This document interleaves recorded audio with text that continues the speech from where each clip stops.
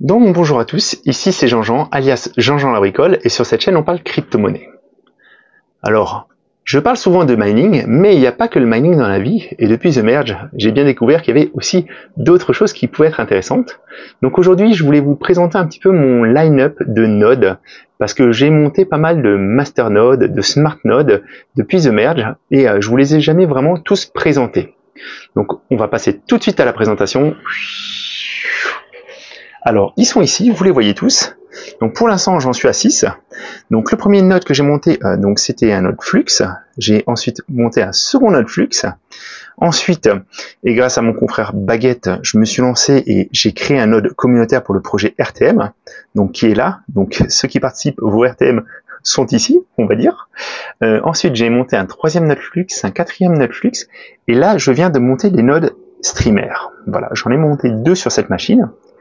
Voilà, donc au niveau des machines, alors pour en revenir dessus, parce que vous êtes pas mal à me poser la question, moi j'ai préféré prendre un petit PC par node, donc à l'exception de celui-là quand on contient 2, mais je vous expliquerai après.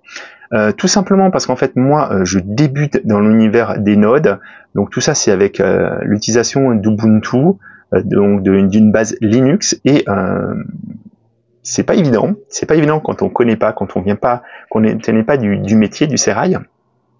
Donc moi, je me suis dit, c'est comme pour les rigs de minage, je préfère avoir plusieurs rigs qu'un gros rig.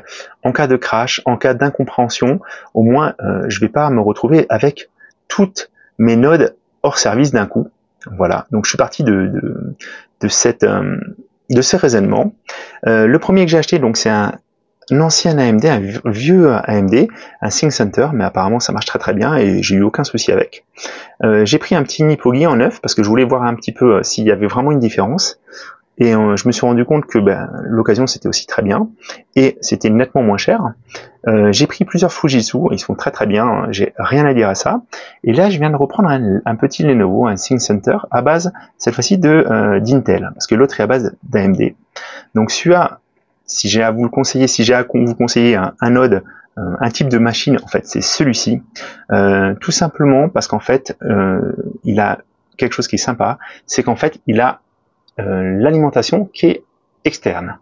Contrairement au Fujitsu où l'alimentation est interne.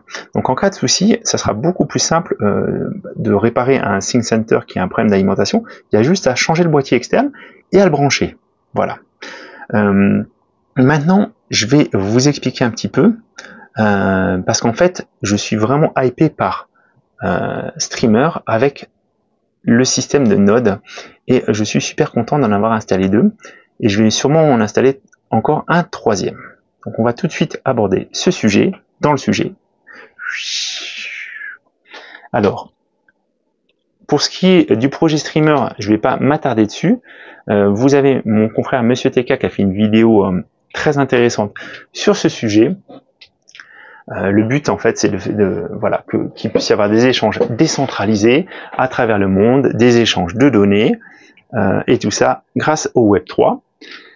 Moi, je suis hypé par ce projet-là et j'ai commencé à en installer tout simplement parce que ce projet-là, contrairement au projet Flux ou RTM, ne nécessite pas... alors c'est un gros projet avec déjà un listing chez Binance, donc c'est beaucoup plus simple pour en acheter. Et en plus, c'est un projet qui ne nécessite pas un collatéral fixe. C'est-à-dire, vous pouvez venir avec 20 data et monter votre propre node. Donc c'est aussi super sympa pour essayer. Parce que moi, 1000 flux, c'est quand même une somme.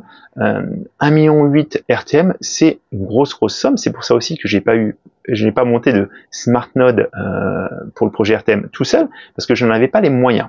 Voilà. Là, vous pouvez le monter même avec 10 data, 10 tokens data, et ça va fonctionner normalement. Le token data, en plus, c'est un token qui varie pas énormément. Vous voyez, en fait, sur un an, donc il a fait une performance de moins 26%. Sur 30 jours, il est en hausse de 10%. Donc c'est pas un token extrêmement récent parce qu'il y a des gens qui montent des smart nodes avec de très un gros retour sur investissement, mais sur des tokens qui viennent juste de sortir. Il y a beaucoup de forks, notamment du projet RTM, mais faites bien attention parce qu'en fait, la valeur peut énormément varier et même si vous avez un fort taux d'intérêt, si le token plonge, vous risquez de perdre vos fonds. Là, on a une variation, mais qui est pas une variation extrêmement forte. On a de gros listings déjà chez Binance, comme je vous le disais. Et en plus, on peut monter ces nodes sans avoir besoin d'un collatéral important. Voilà. Donc il y a alors mon confrère Le Coin du Mineur a fait une très bonne vidéo pour vous montrer comment installer un node streamer. Et en plus, ces nodes consomment extrêmement peu de ressources. Donc sur le petit boîtier, sur le petit PC que je vous ai montré, on peut en installer 5 et normalement ça devrait fonctionner. Voilà. Moi, je vais en monter bientôt un 3e. Et vous avez en plus donc une notice pour des documents StreamerDoc qui sont très bien faits. Et comme ils expliquent, en fait, on peut en avoir 5 par adresse IP. Donc, il faut savoir que les rewards sont payés une fois par mois, à la fin du mois. Et on peut installer jusqu'à 20 000 data par node. Si vous allez au-delà des 20 000, en fait, les datas supplémentaires ne donneront pas lieu à des rewards. Donc l'intérêt, c'est de rester en dessous des 20 000, et quand vous avez atteint les 20 000, de les mettre sur un autre node. Mais comme, encore une fois, vous pouvez installer un node sans avoir un collatéral défini, par exemple, moi, avec les datas que j'ai, je pourrais très bien les mettre sur 5 nodes différents. Voilà. Tant que je reste en dessous de 20 000 par node, c'est bon, je vais collecter le maximum de performance. Voilà. Au niveau du retour sur investissement, en fait, des intérêts que verse le node, on est aux environs de 27%. Bien sûr, ça c'est une donnée qui va varier en fonction du nombre de nodes qui sont en ligne. Donc moi, il faut savoir que ces nodes streamers, à la base, je les avais installés avec Zelcore. Sur Zelcore, en fait, le projet Flux permet d'héberger des nodes streamers. Donc, d'ailleurs, j'avais fait ça suite à une vidéo de Monsieur TK qui en parlait, qui montrait comment le faire. Donc ça s'était très bien déroulé. Le problème, c'est qu'en fait, au bout du smart contract, en fait, le node tombe. Alors, j'avais réussi une fois à les proroger, mais ce qui se passe, c'est qu'en fait, comme le flux ne performe pas très bien, hein, c'est moins qu'on puisse dire, le prix pour cet hébergement sur le réseau Flux a augmenté et on est passé de 2 à 6 flux par mois. Et je me suis dit, 6 flux, ça représente quand même un petit peu, autant le faire moi-même. Et en plus, j'ai plus cette problématique parce que quand je les avais montés sur le réseau Flux, j'avais essayé d'optimiser pour être proche des 20 000 sur les nodes que j'avais montées. Là, maintenant, je n'ai plus cette problématique parce qu'en fait, je ne paye plus en fait l'hébergement au réseau Flux. Voilà. Donc là, moi, je viens de monter, donc j'en ai monté 2. Donc pour l'instant, c'est Top Hotel Travel et Bean Magic Idea. Donc ça, c'est les 2 nodes streamers que j'ai montés. Et ils commencent déjà à donner des rewards. Donc c'est vraiment pas très compliqué à monter. De toute façon, si vous avez des problèmes, n'hésitez pas à me contacter ou contacter Le Coin du Mineur. On essaiera de vous aider. Je voulais simplement aussi vous parler parce qu'en fait, jusqu'à présent, je vous ai montré comment me connecter en SSH, mais vous avez des outils pour vous aider un petit peu avec ça.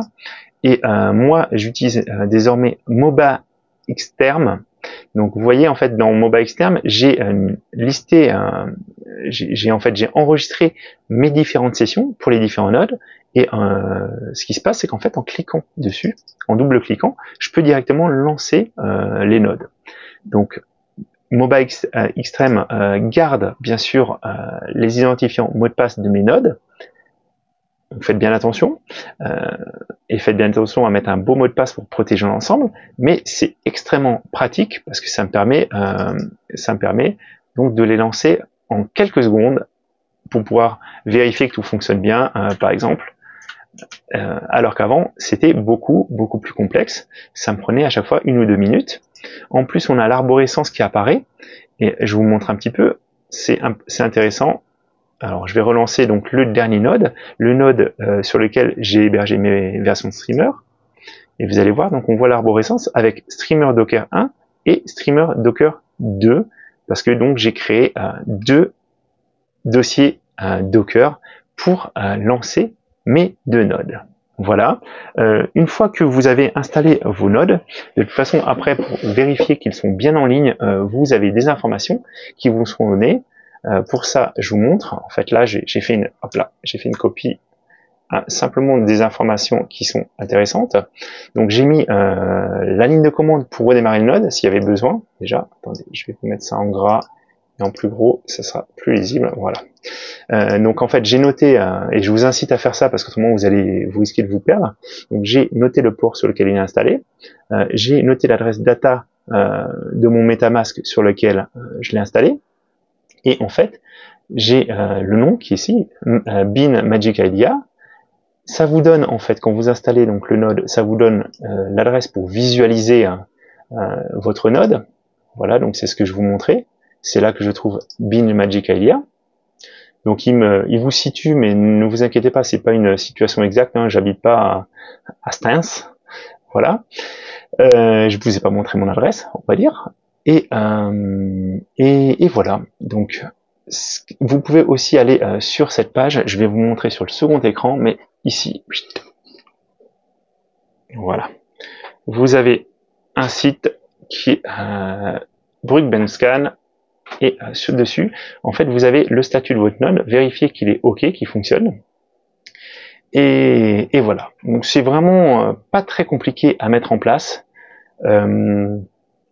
Juste au niveau de votre MetaMask, alors le coin du mineur là, on a parlé, mais quand vous installez votre node, vous devez importer le jeton data.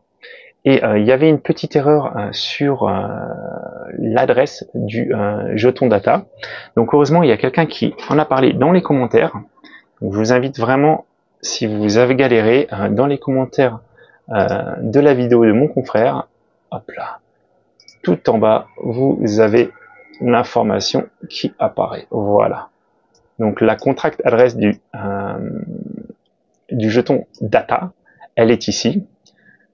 Donc n'hésitez pas à me dire ce que vous en pensez, n'hésitez pas à me dire ce que vous pensez aussi de ma configuration, de mon idée de scinder mes nodes de cette façon-là. Encore une fois, je suis pas du tout un spécialiste, donc j'accepte les critiques et je serai ravi aussi d'évoluer à ce niveau-là et de trouver des solutions.